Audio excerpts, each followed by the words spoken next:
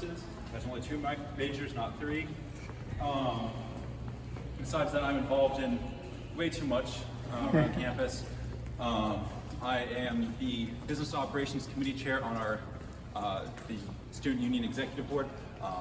Basically, we have the last entirely student-run student union in the country. The students who make up the various branches of student government have complete control over the policies, budgets, administration of the student union. It's entirely like separate from the institution itself, which is very unique. At least it's very unique. That's still around. Like that's still how we're running it. So I kind of run all of like the physical facilities of the. So you're looking at budget for the different clubs and stuff? Yep. Yeah. So in total, the students manage about $8 million in annual budgets. All of that comes through and ultimately gets approved by the student board of directors. But yeah. Well, how come people left with the money from that $8 million? It goes into various, basically reserve accounts for future use for things like renovation, facilities, others. I mean, it's run the same as really any business would be. It's just entirely different. Besides that, I'm also an EMT with our campus rescue squad, our ambulance. I am a camera operator for Rpi TV, our campus ESPN affiliate station. Let's see.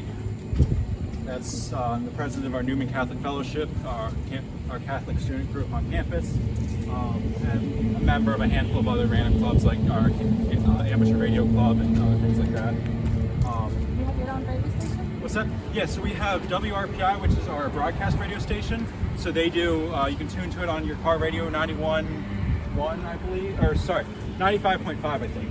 I'm not 100% sure. They were, yeah.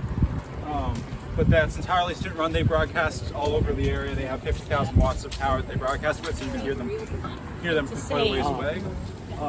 But we also have, I mentioned, I'm part of the amateur radio club. That is kind of a whole separate thing where we like build radios, and we can talk to other amateur radio operators all around the world. So that's kind of like the, you know, the movies where you have like the guy with the radio set that's talking to someone across the globe. That's what they do. What's the farthest communication you've had with it? So I mainly do line of sight communications because that's what I think is more interesting. So maybe 40 miles, but there's a couple people in our club who have talked like all the way around the globe.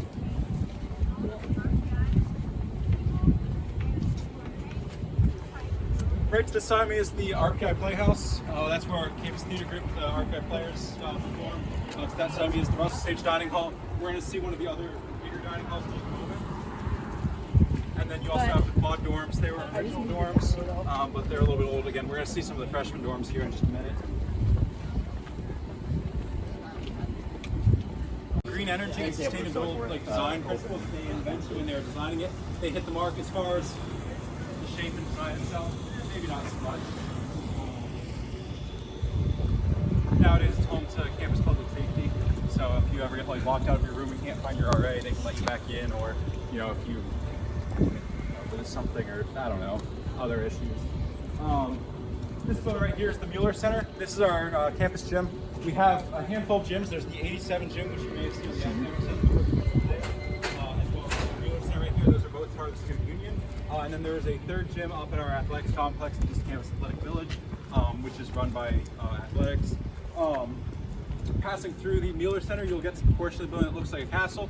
That is the Armory. That is, among other things, home of our ROTC program.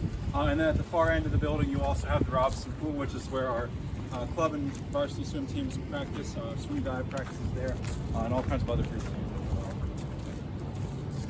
So are all students have access to the gym? Yep. Every student who is a member of the union. Being that it is entirely like student run and separate from RPI, you can technically opt out of joining the union, and then you would lose access to things like the gym. But every student who is part of that gets access. You have to pay a membership fee to the union? Yeah, but all of like the student life stuff falls under that membership fee, so it's no different than going to another school and having to pay for like, you know, whatever student So activities. it's just kind of you pay it with your tuition type of thing? Yep, exactly. Yeah. It's listed separately, like on the tuition bill.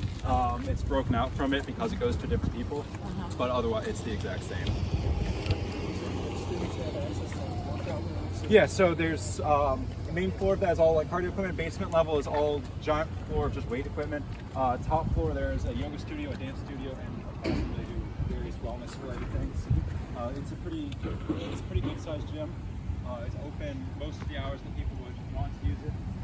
We're also trying to expand the hours right now. We're trying to figure out when students would want to go if we made it open more. And frankly, we're struggling to find hours that actually make sense to keep it open. Back in this lot, you might see a garage door over there, a white one with red lettering on it that says RSAS. That's the Rensselaer Student Auto Shop. We have like 5 clubs on campus that build cars. 4 of them race them against other schools. They all meet, they have a mechanic shop up the road. But back there is Rensselaer Student Auto Shop, which is the other club that builds cars. They do car shows. They have a full service mechanic shop back there that they run that's open to students. They have, they'll host car shows. They do just all kinds of kids' cars. It's really cool group that they got there. Next to it, you'll see this tan building. That's home to RPI Ambulance, our campus rescue squad. So we have a, again, student-run EMS agency. When you call 911, they show up. It's entirely free of charge to students, like even being transported to the hospital completely free. So it's also kind of cool. As we walk up onto this hill right here, this is what we call Freshman Hill. It's where all but one of the freshman dorms are. So everyone's kind of close together. In the middle of the hill, you'll find the Commons Dining Hall. That is the biggest dining hall and kind of the main one. The Russell Sage Dining Hall is very similar and just a little bit smaller. And that's the other one that a lot of people go to. As far as these are the rooms, 1, 2, yeah, the dorm building. Yep. So there are a total of 9 buildings on this hill. 9 residential buildings on the hill, or sorry, 10 residential buildings on this hill. There's one more freshman building up by the athletics complex, and then there's other buildings for sophomores and other years scattered around the rest of the area. But as far as housing options up here, we have kind of everything you can think of.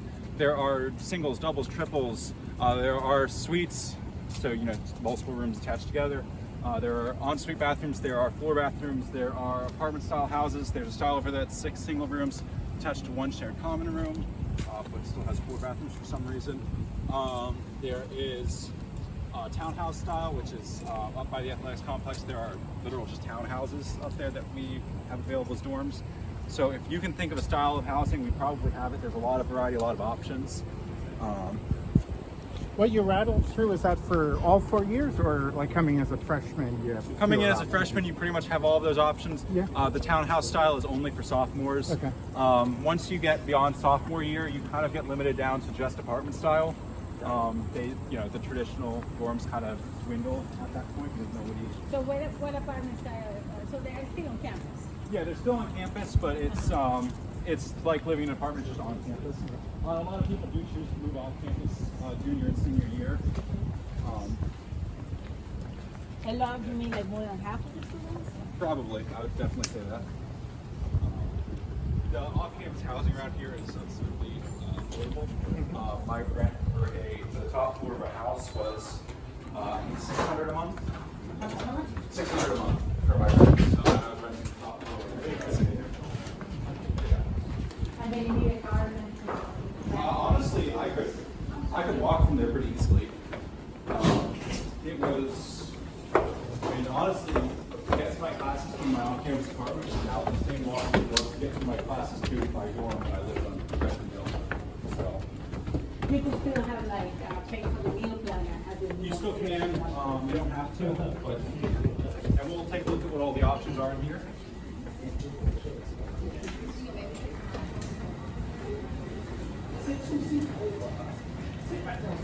It is a Sunday, and it's kind of between meal times, so there's a little bit less food out. On this hour. But we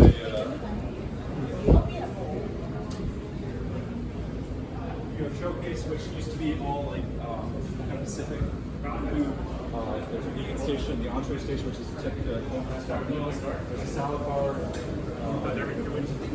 We'll also have some. That's why all those servings, which is less